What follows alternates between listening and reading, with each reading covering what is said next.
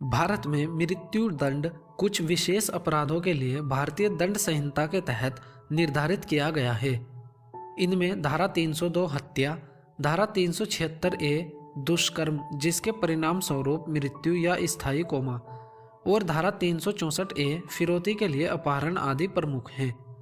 धारा 364 ए को 1993 के आपराधिक कानून अधिनियम के तहत जोड़ा गया ताकि उन अपराधों को कवर किया जा सके जहां फिरौती के लिए अपहरण किया जाता है और पीड़िता को जान से मारने या गंभीर नुकसान की धमकी दी जाती है।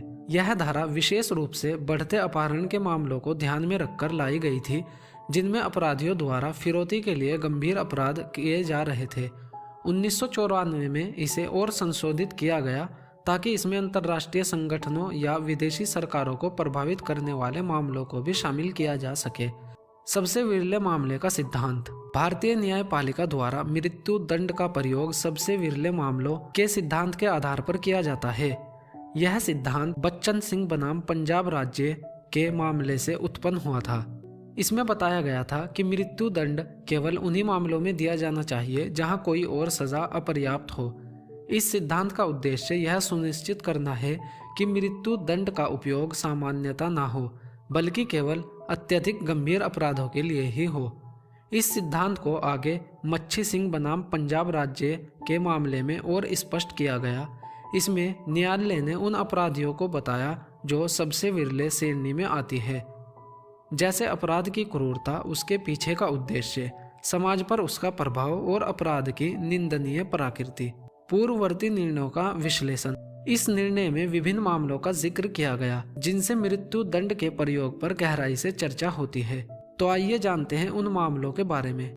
नंबर 1, अपहरण और हत्या के मामले। उदाहरण के लिए हेनरी वेस्टपुलर रॉबर्ट्स बनाम असम राज्य और मोहन बनाम तमिलनाडु राज्य। इन मामलों में मृत्यु दंड की सजा दी गई क्योंकि इन मामलों में मासूम बच्चों का अपहरण और हत्या शामिल था। इन निर्णयों में यह दिखाया गया कि जब अपराध निर्दोष बच्चों का क्रूरतापूर्वक अपहरण और हत्या हो तो यह सबसे विरले मामलों की श्रेणी में आता है। नंबर 2, संवेदनशील तथ्यों पर विचार। न्यायालय ने कहा कि मृत्यु दंड देने से पहले दोषी के पक्ष में ऐसे संवेदनशील पहलुओं पर विचार किया जाना चाहिए। बच्चन सिंह के मामले में कहा गया कि दोषी की उम्र, सुधार की संभावना और मानसिक स्थिति जैसे तत्वों को ध्यान में रखा जाना चाहिए। अन्य मामलों जैसे धोंडीबा गुंडू पोमाजे बनाम महाराष्ट्र राज्य में युवा उम्र को एक नरम कारण के रूप में देखा गया। नंबर 3, न्यायिक विवेक और समानुपातिकता। न्यायालय ने इस बात पर जोर दिया कि सजा तय करने में न्यायिक विवेक का महत्व है।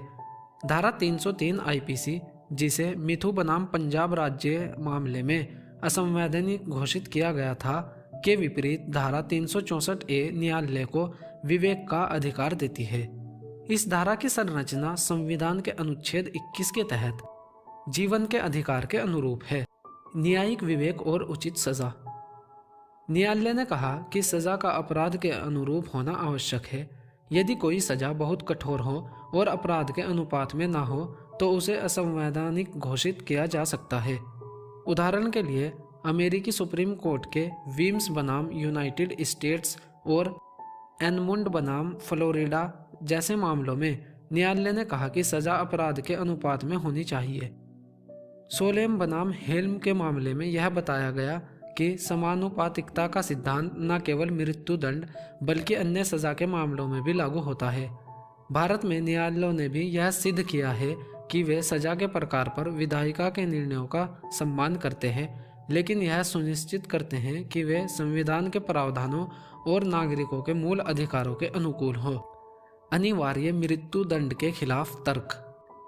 न्यायालय ने बार बार यह कहा है कि अनिवार्य मृत्यु दंड को संवैधानिक नहीं माना जा सकता।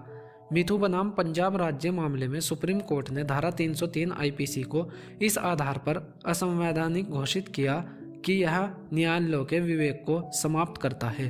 इसके विपरीत धारा 364 ए अदालत को सजा के चयन का अधिकार देती है, जिससे निष्पक्षता सुनिश्चित होती है। इसकी वजह यह है कि अनिवार्य मृत्यु दंड से व्यक्तिगत परिस्थितियों पर विचार करने की संभावना समाप्त हो जाती है, जैसे दोषी के सुधार की संभावना और सामाजिक पृष्ठभूमि। धारा 364A में अदालत को यह अधिकार देने से न्याय और निष्पक्षता के सिद्धांतों का पालन होता है। विधायी इरादा और न्यायिक विवेक। धारा 364A के पीछे विधायिका का उद्देश्य यह था कि गंभीर अपराधों के लिए सख्त प्रावधान हो जिनका समाज पर गहरा प्रभाव हो सकता है। हालांकि न्यायपालिका का दृष्टिकोण यह सुनिश्चित करना है कि इस प्रावधान का उपयोग सावधानी से हो और यह सुनिश्चित किया जाए कि यह केवल उन मामलों में हो जहां समाज की सामूहिक अंतरात्मा की मांग हो कि ऐसी कठोर सजा दी जाए। इस निर्णय में अदालत ने दोहराया कि मृत्यु दंड का प्रयोग केवल उन्हीं मामलों में किया जाना चाहिए जहां जीवन पर्यंत कारावास का विकल्प अपर्याप्त हो। यह सिद्धांत यह सुनिश्चित करता है कि सजा का निर्धारण मनमाने या अनुपातहीन तरीके से ना हो और प्रत्येक मामले के सभी पहलुओं पर पूर्ण विचार किया जाए। भारत में मृत्यु दंड के प्रावधान और उनके न्यायिक व्याख्या से पता चलता है कि इसमें विधायी इरादे, संवैधानिक सुरक्षा और नैतिक मुद्दों का जटिल मिश्रण है।